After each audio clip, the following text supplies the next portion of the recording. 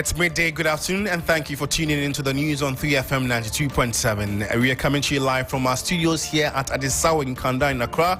My name is George Kwaning. Top of the stories this afternoon: Finance Minister Dr. Kesilato Forson expected to lay a bill in Parliament under a certificate of urgency to repeal several taxes, including the e-levy and betting tax. Also coming up this afternoon, government inaugurates a task force to operationalize the much-anticipated Ghana Medical Care Trust Fund, also known as Mahama Cares Initiative, to support the cost of treatment of persons with chronic diseases.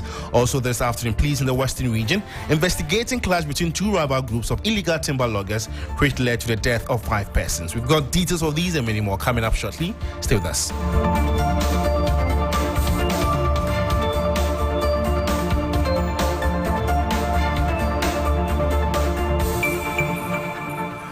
Thanks for your time, and now the news in details. Finance Minister Dr. Kesilato Forson will today present a bill to Parliament under a certificate of urgency to repeal a number of taxes considered to be nuisance taxes and a burden to the ordinary Ghanaian.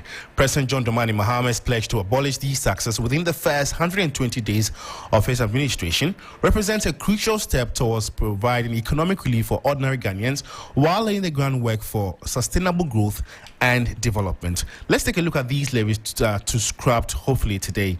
And there's the betting tax, and that was introduced in August 2023.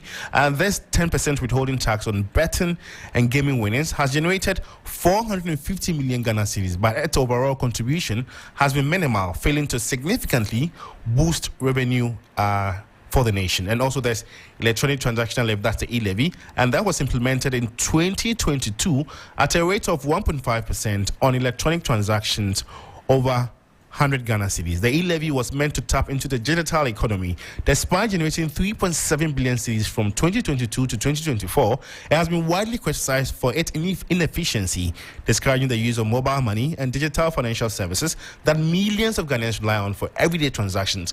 And there's also the sanitation and pollution levy, that's the SPL. That's a 10 peso per litre tax on petrol and diesel, introduced under the Energy Sector Levy Act, that's ESLA, and was aimed at addressing environmental concerns. While it's raised some 1.4 billion cedis from 2021 to 2024, it also resulted in increased transportation costs affecting businesses, workers and consumers alike.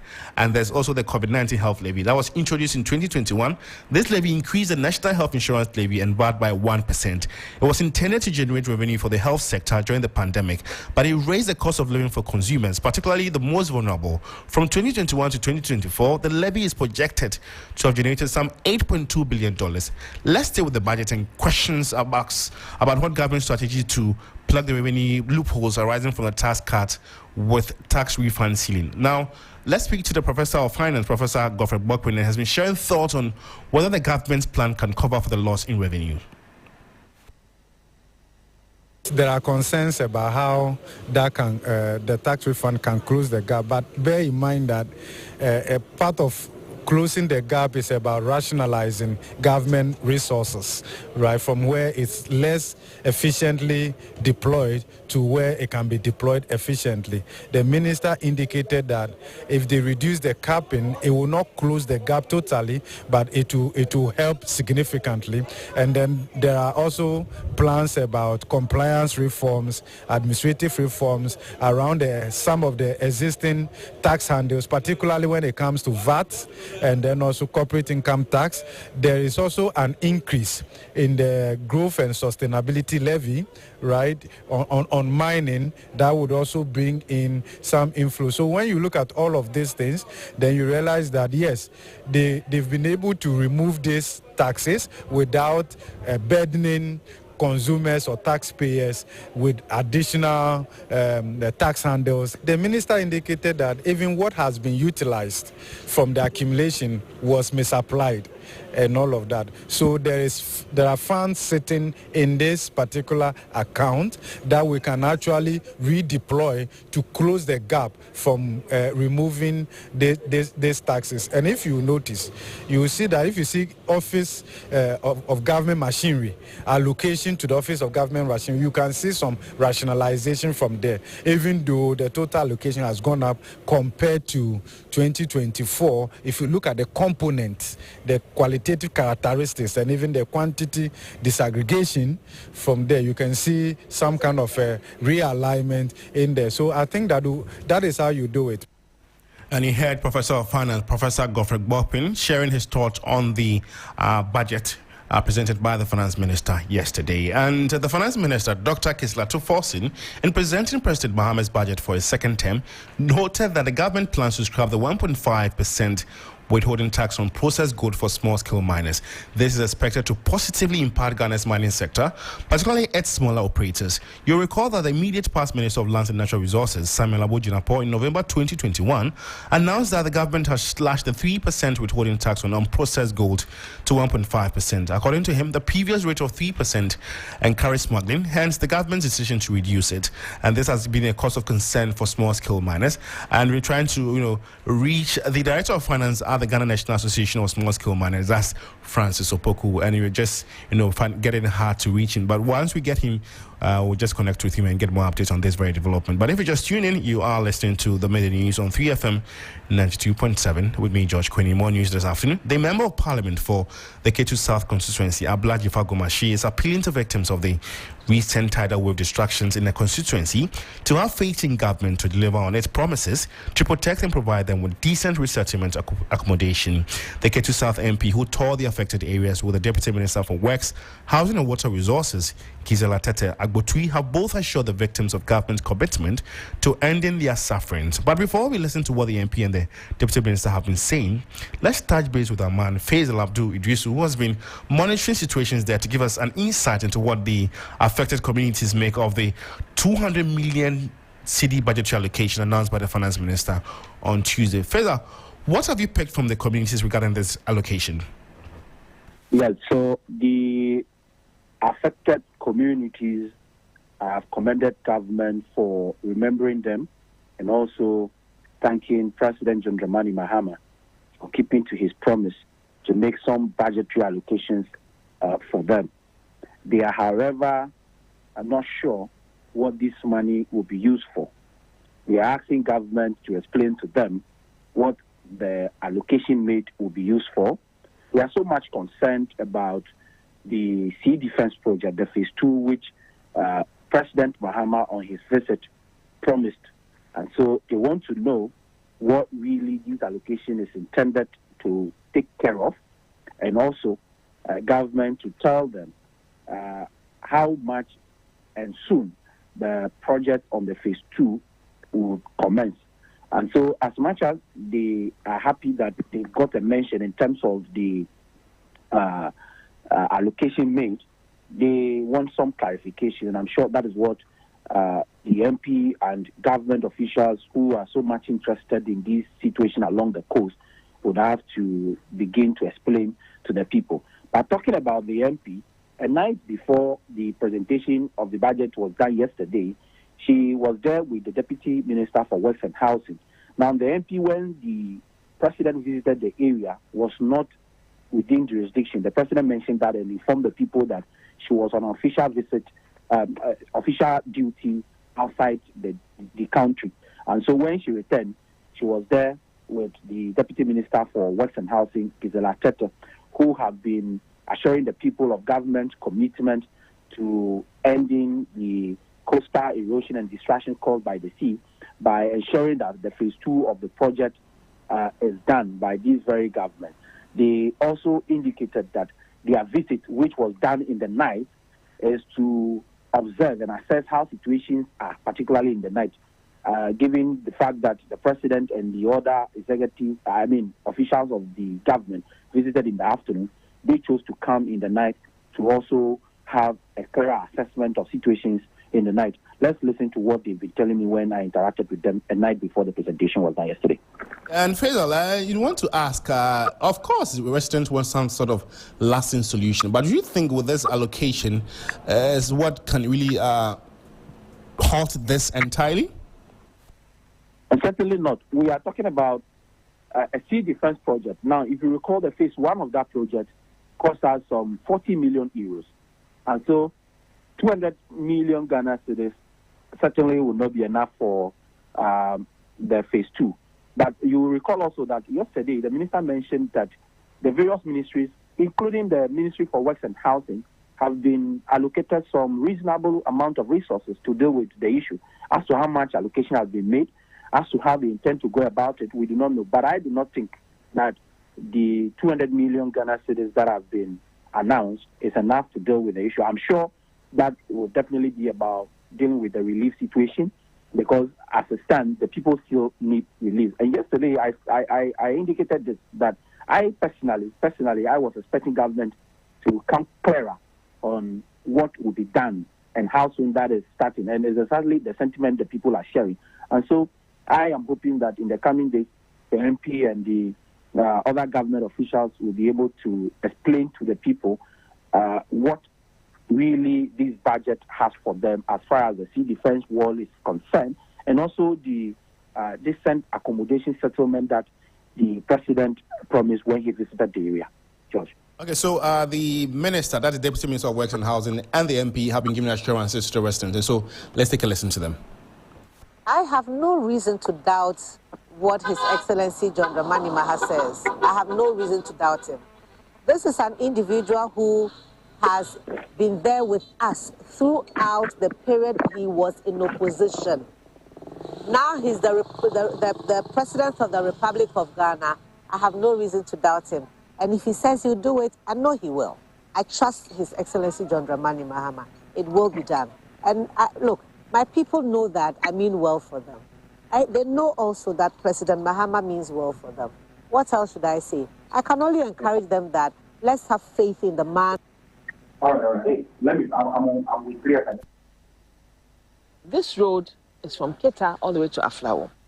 The NDC government is going to build a mega market at Aflao. And these are all part of the feed to that market. And this road is a very busy one. As we're sitting here, you can see the cars that are passing. So putting it all together, there are times when you can look at things in the daytime, and there are other times that you can look at the night.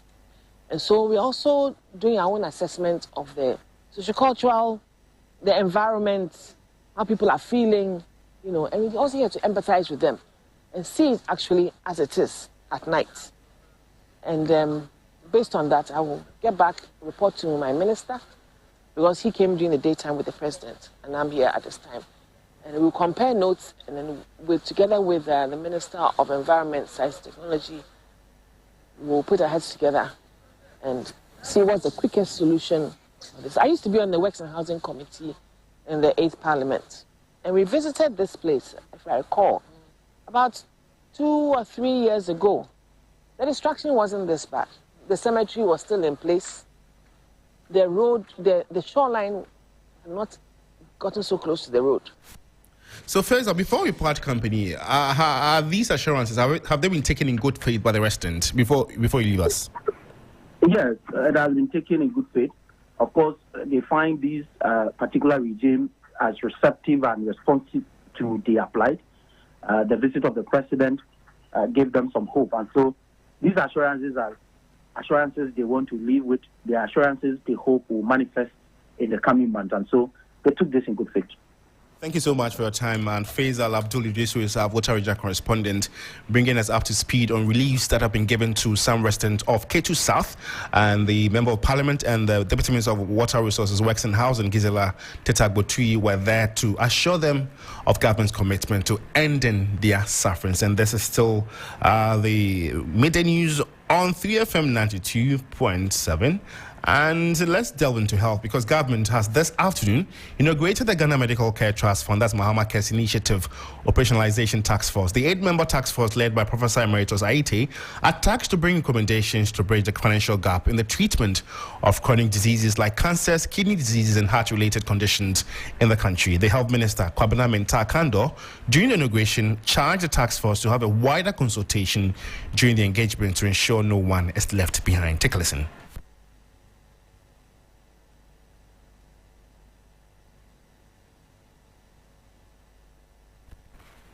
And so we'll bring you that very sound in our subsequent bulletins. And let's go to the Western region, a very tragic one, of course. Tragedy struck in the early hours of Tuesday when two rival groups of illegal timber loggers clashed in the Forest Estate area of Seshri Ajimediam in the Joboso district of the Western North region.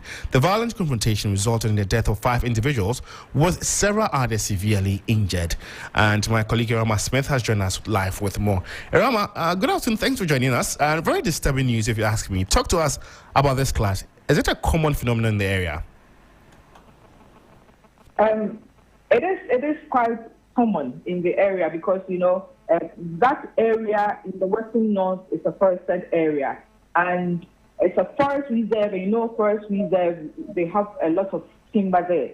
And now that we know about the depletion of the forest and galamsey activities, you get those who are involved in timber trying to get into the forest reserve so that they can get quality wood. So when you go in there, just as the galamseyers have guns, they also have guns. And once in a while, you see them in fights over territorial areas. They are very, very territorial. Even though it is unauthorized, they are very, very territorial. So, but this particular one is very unusual. When you go into these forested areas, what is interesting is that we have wildlife rangers who protect the area. We also have the Forestry Division. They have the Rapid Response Team, which is supported by the military.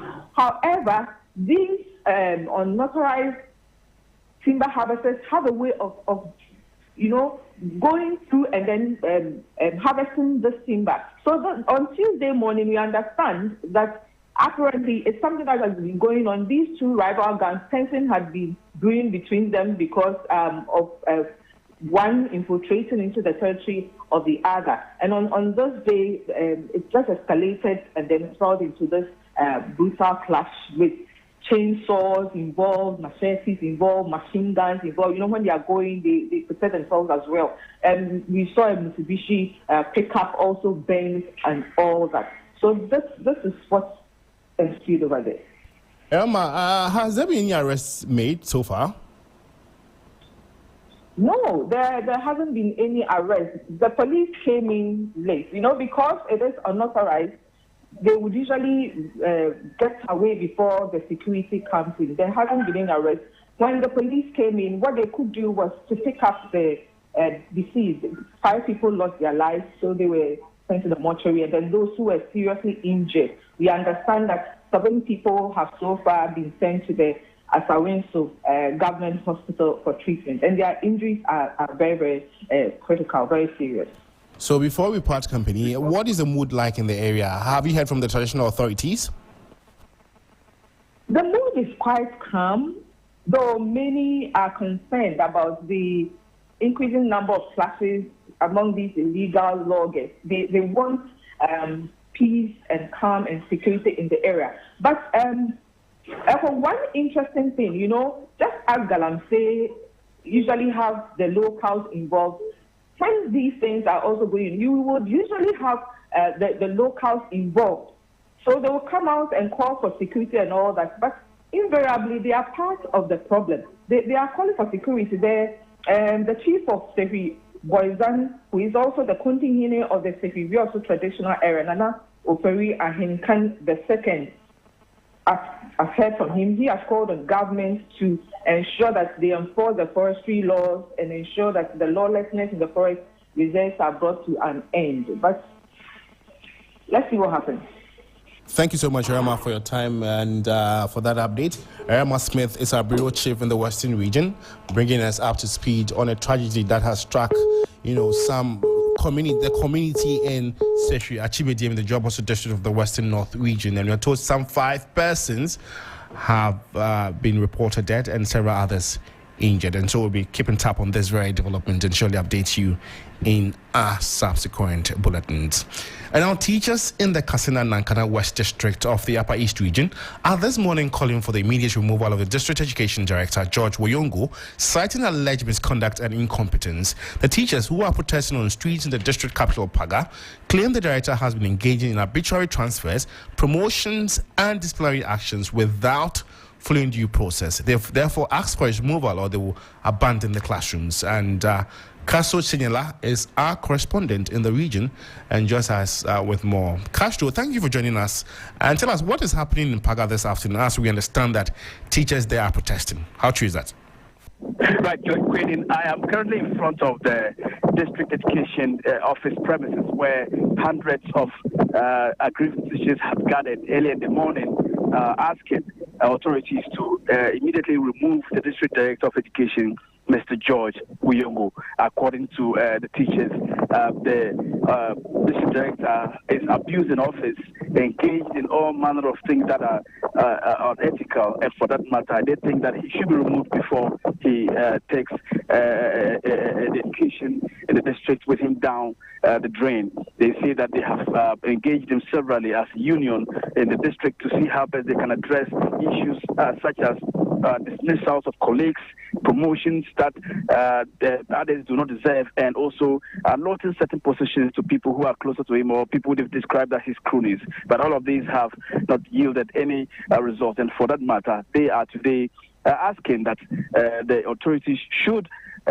dismiss him immediately, or they will advise themselves, and that is they will stay away from the classrooms. It says that if the man continues to stay in office even for a week, they as teachers would stay away from the classroom for over a month, and that for them would have a debilitating effect on education of children in the area. The district president or chairman of the Ghana National Association of Teachers spoke to us. Let's listen to what he said. Because we are all living under constant threat. Our director is a tyrant. Our director is a brute who must not be entertained, who must not be left to destroy the district for us. As we are speaking, the unions, the very teachers union in the district are not having good relationship with the director. How can we have better education for our children? We are in the 21st century. And solidarity will never be shown only at the graveyard, but at our various working places. When any of us is being intimidated or maltreated, we have to move to show solidarity. Today, we are showing solidarity to our brother Francis, our sister Awubayigadi Ernestina, who was demoted. Her colleagues have been reinstated. She is left behind. We are all here because of our brother and sister, Francis and Ernestina Awubayigadi. Touch one, touch all. From here, we are moving to present our petition to the district coordinating director to be forwarded to the regional minister that the director Uyongo must leave this afternoon. If Uyongo stays in this district for 3 days, teachers stay away for 5 days. If Uyongo stays in the district for 2 weeks, we stay away for 1 month. The earlier he leaves, the faster we go back to the classroom. From here, we present the petition. We want to address our brothers and sisters at the education offices, the office there. We're telling them, if you know you belong to NAGRA, leave the office. If you know you belong to NAT, leave the office to show solidarity to our brother and sister. There are many issues, but they are contained in our petition. At the end of this, every one of you will be giving the petition on your phone, on the various platforms. Castro, as balanced as we are, I want to know, has the director been accused, responded yet, and what has he been saying?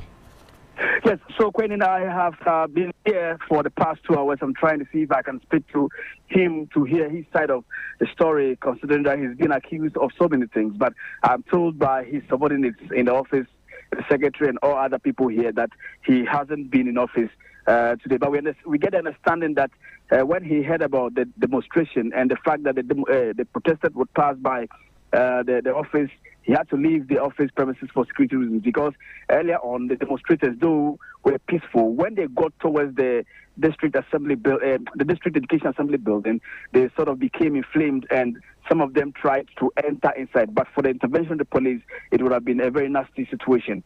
And so we understand that he has left so that he is safe. But we understand that in the next few hours, he would be in the office, and as and when he comes and we get him, we'll get his side of the story. Back to you, Kwaning. Thank you so much, Castro, for the update, and keep doing the good work. And Castro Senyala is our correspondent in the Upper East region, bringing us up to speed on the fact that teachers in the Kasana Nankana West district of the region are actually demanding the immediate removal of the district education director for alleged misconduct and incompetence. So they are protesting on the streets this afternoon in Paga, and that was Castro's bringing us an update on that very development. And now, the Greater Accra Regional Coordinating Council, the Environmental Protection Agency Authority (EPA), and MLDAs are developing a prosecution manual as a critical tool for enforcing laws against the open burning of e-waste and other hazardous substances. And emissions from burning electronic waste materials continue to degrade the environment and pose severe health risks to humans. Before we bring you this story, let's go to Parliament, and correspondent Evelyn Tingma is there. We are told that the sector minister is expected to lay a bill in Parliament under a certificate of urgency to repeal several taxes, including the e-levy and betting tax. Evelyn, good afternoon. Thanks for joining us. And Evelyn, has the minister laid the bills so far? Good afternoon, George. So as we speak, the finance minister, Dr. Kasela Tufosing, is not in Parliament yet. Of course, maybe he will be in the House later. It is only the Minister of Finance who can lay the bill. So as we speak, the order paper, we do not have that bill captured in the order paper. And so when the minister comes, we expect that he will bring the bill, and it will be scheduled in the order paper, either an addendum or tomorrow or subsequent days. And so that is it. The minister is not here yet. And so for the bill also to be taken through a certificate of urgency, when it is finally laid any day, it will be referred to the appropriate committee, probably the finance committee, to go and deliberate and decide whether indeed it is it should be taken through a certificate of urgency. And if that is really the case, the committee will report back to the House, and that will be done. So currently, as we speak, it's not scheduled in the order paper. We expect the minister. We know that yesterday, just yesterday, that the budget was read. So I'm sure he will be coming with that bill, but he's not here yet, George. Evelyn, can you paint to a specific picture how the mood is like in Parliament? Because it's been a day after the budget presentation. How is the mood like in Parliament? Yeah, so it's a normal mood in the House. And so currently we have the Minister for Energy and Grant Transition, John Jenapo, currently in the House answering to a number of questions from members of Parliament. In fact, he has been scheduled to appear before the House today to answer a number of questions. So, for instance, the MP for Swame, John Darko, asked the minister the causes of power fluctuations in the Ashanti region, in particular Swame, and what the ministry is doing to provide stable supply to the people in the Ashanti region. And so the minister in his response says that is as a result of ECG, obsolete machines and equipment, and the overloading of some transformers in the region. But he says since this particular government took over power, and they have done a lot of work there in the Ashanti region, and so the situation has improved. But he says that he will be going to the Ashanti region this week to ascertain the situation for himself. And so he is currently now answering a number of questions also from some constituency-specific MPs, and that is what is happening now. But the mood is, as usual, the same. And we also have the Women Caucus, both from the majority and minority, who are also gearing up. They said they are celebrating International Women's Day today, and so if you should see them, they are all in a uniform cloth.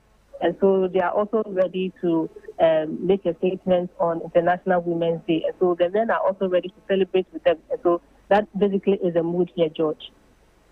Evelyn Tingma for that update. And Evelyn is our parliamentary correspondent, and we know the finance minister, Dr. Kesla Tuforsin, is expected to lay a bill in Parliament under a certificate of urgency to repeal several taxes, but he is not in Parliament yet, and so that's the business for today, and she is bringing us updates on that. And well, on that note, we end the afternoon news before we go look again at our top stories. And finance minister Dr. Kesla Tuforsin is expected to lay a bill in Parliament under a certificate of urgency to repeal several taxes, including the GST levy and betting tax.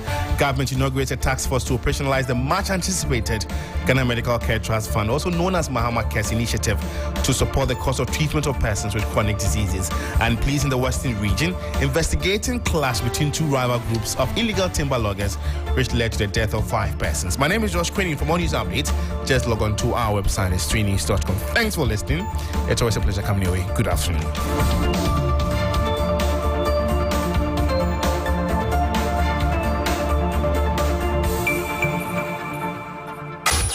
Accra gets busy on this frequency. 92.7 3 FM. 3 FM.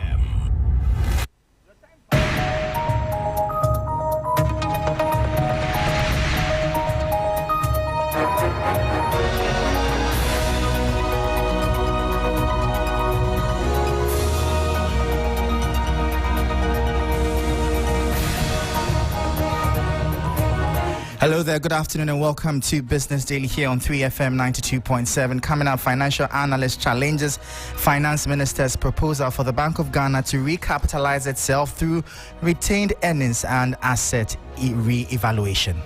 To say that the government will not provide funding as the sole shareholder of the central bank is too much of action from the central bank. Also, Dean of UCC Business School, Professor John Gachi, advocates for a technical committee to begin Islamic finance processes in Ghana. It's about, first of all, establishing a technical committee on Islamic finance by the Ministry of Finance and the Bank of Ghana. Plus, telecommunications and digital finance sectors urges Parliament to prioritize policy reforms for lower cost and expand access. I am Michael Obodu. Details of these and more coming up shortly. Please don't go anywhere.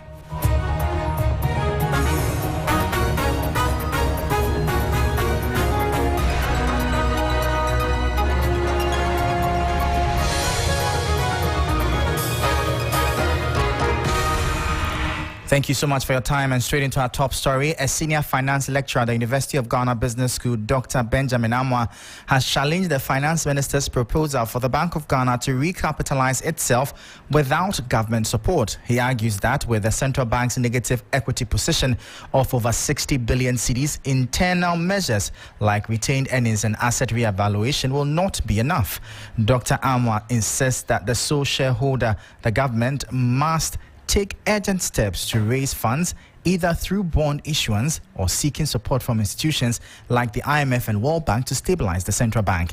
He warns that without a well-structured recapitalization plan, the Bank of Ghana's weakened financial position could erode confidence in the financial sector and limit its ability to enforce capital requirements for commercial banks. To turn around this negative capitalization to a positive will require a lot of capital injection. The options are the Bank of Ghana can use its own retained earnings as a way of recapitalizing the bank. The Bank of Ghana can revalue its assets.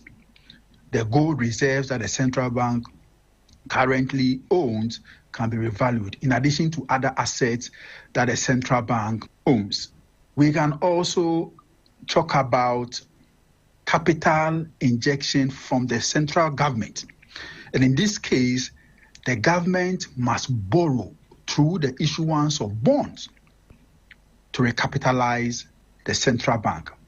To a little extent, the government of Ghana and the central bank can also appeal for support from some of the multilateral international financial institutions like the World Bank, IMF, etc., to come in to provide some funding as a way of recapitalizing the central bank.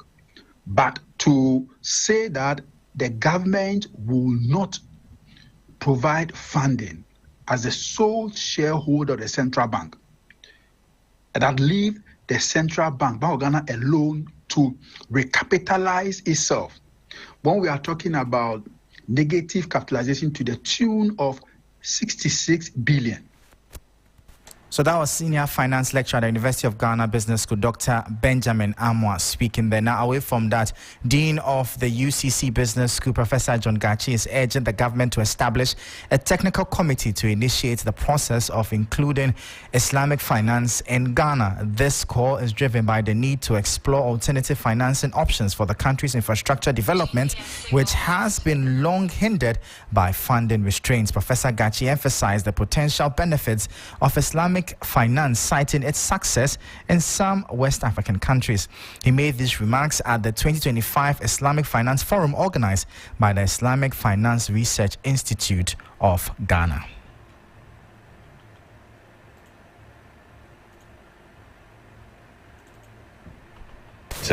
Starting tomorrow, is about, first of all, establishing a technical committee on Islamic finance by the Ministry of Finance and the Bank of Ghana to get the people who understand Islamic finance, and then institutional representation like the Security and Exchange Commission, National Insurance Commission, advocates and experts to form a technical committee on Islamic finance and then design what the approach that we want to adopt in dealing with Islamic finance. That is what was done in Nigeria. It's yielding good result now. Professor John Gachi, Dean of the UCC Business School, speaking there. Now, the Ghana Chamber of Telecommunications and the Electronic Money Issuers Chamber of Ghana are urging Parliament to implement policy reforms that will lower the cost of doing business in the telecommunications and digital finance sectors. They argue that reducing operational expenses and regulatory barriers will enhance affordability and accessibility for Ghanaians while driving innovation and economic growth. This report has the details. The Ghana Chamber of Telecommunications and the Electronic Money Issuers Chamber of Ghana are making a strong case for strategic policy direction and legislative support to enhance the country's telecommunications and digital finance industries. According to the two organizations, these sectors serve as enablers of economic prosperity, bridging communities, businesses, and government services through digital connectivity.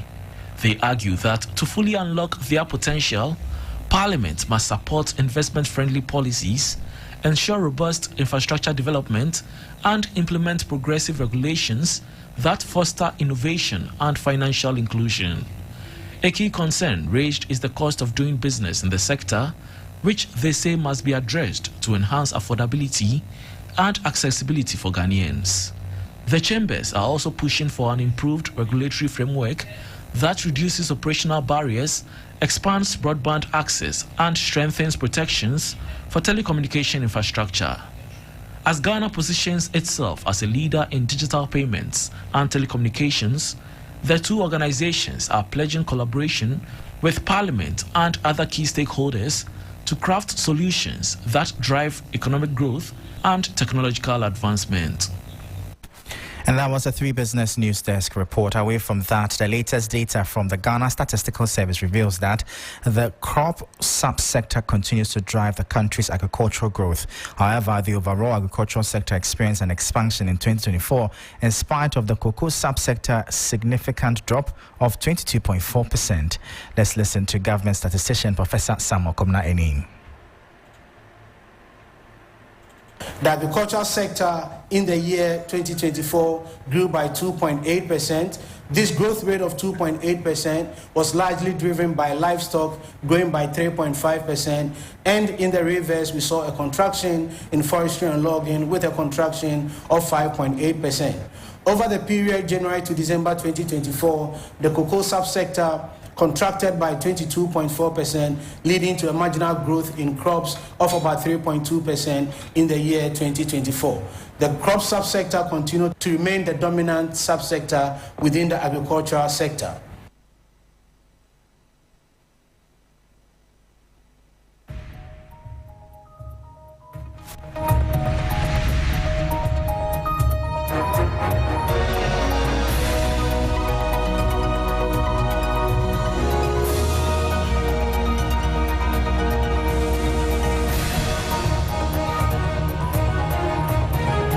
And that was government statistician Professor Samuel Kobna Inim bringing an end to Business Daily here on 3FM 92.7.